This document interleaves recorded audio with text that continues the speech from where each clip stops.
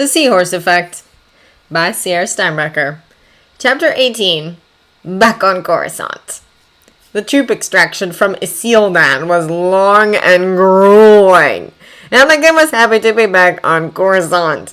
He'd sent a discreet message ahead to Padme telling her when he'd be back, and he was very glad he had. The force rippled from the figure approaching his apartment, resonating with his wife's joy.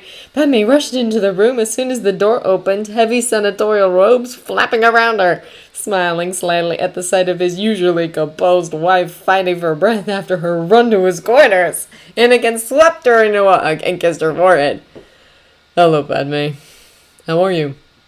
"Worried about you," she said as she backed up. She gave him a quick once-over, looking for any injuries.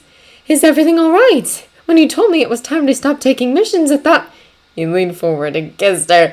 Padme could feel his smile and relaxed a little. "Everything's fine," he said. "Better than fine, actually." Anakin grabbed her hand and pressed it to his middle. She gasped when she felt the curve there and looked up at him, eyes shining. "Is that them?" "Yes." He laughed. "They're just growing faster than we thought. I can't be around Obi-Wan much longer. He's starting to tease me about my weight."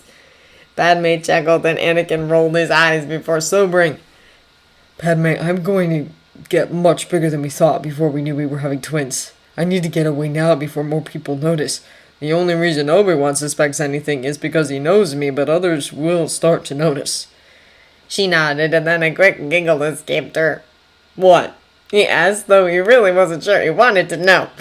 "It's nothing," Padme hurriedly replied. She really didn't need Annie going through her head and seeing the image of him with a huge baby bump. But she tucked it away for later to laugh about. Wisely, the Jedi stayed out of her head and focused on their previous topic of discussion. "I'm asking the Council for a 6-month sabbatical tomorrow. That's long enough to have the twins recover afterwards." She nodded. "Where will you go?" "The planet Dulcilium. Mace took a sabbatical there before, so it's friendly to Jedi. It's close enough to Coruscant that you can visit, and away from the war." He stroked back her hair and kissed her forehead again. "I hope you can visit a lot." She smiled and hugged him again. "I love you, Annie. I'll visit as much as I can." Then she let him go and tugged him toward the small kitchen. "We should make dinner." So Padme pulled the smiling Anakin over to the stove and they started cooking. They decided to make soup, since Padme was convinced Anakin wasn't eating enough vegetables for the twins, and her husband decided to humor her. So he cut up the vegetables and bantha meat while she set a pot to boil and started selecting spices. Padme looked over at the piles of prepared ingredients and frowned. "Anakin, why didn't you chop the celery?"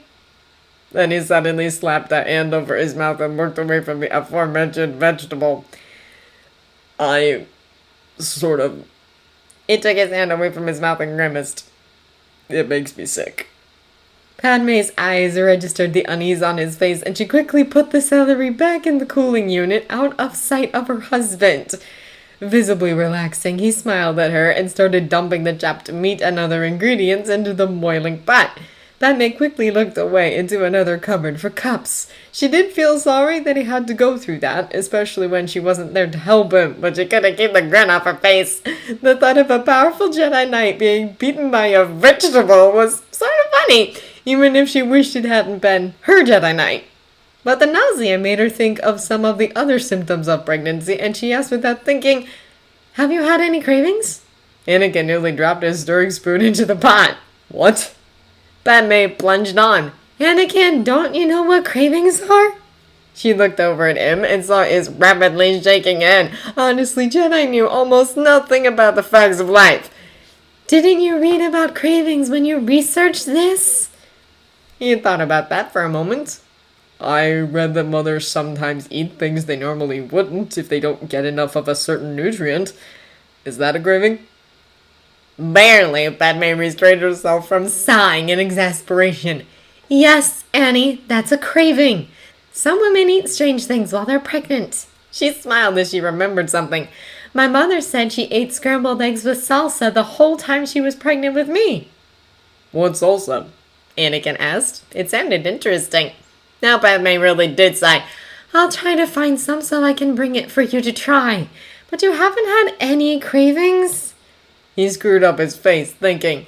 Then Padme smelled something burning. Annie, stir! He jumped a bit and made a grab for the spoon, but it fell on the floor. He grabbed the hot stovetop for balance and yanked his hand away. A moment later, Padme immediately grabbed his hand to steady it, but she grabbed the burnt one and he yelled, yanking it away. The force of the yank set him tumbling backwards and he landed hard on his butt.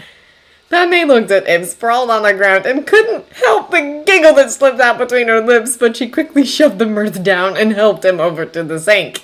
He put his hand under cold running water while Padme returned to the stove and quickly started stirring the burning soup while he tended to his hand. After a few seconds, she heard the water shut off and strong arms wrapped around her ribs. Next, he tucked his chin over the curve between her neck and shoulder. When he spoke, the word tickled her ear. Why did you laugh? I couldn't help it, she replied. I was just worried about you before. So when I saw you looking so startled compared to how you normally are, I just couldn't help it. His grip loosened slightly. How am I different? Laughing, she placed one of her hands on his arms around her. It's just different to see you so... She thought for a moment. Open, like there's nothing for you to hide or brood about. Sweetly, he kissed her ear and held her tighter. When I'm with you, I don't, he whispered.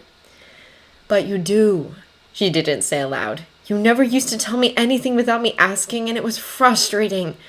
You've changed since you started carrying them, she mused, and it's for the better.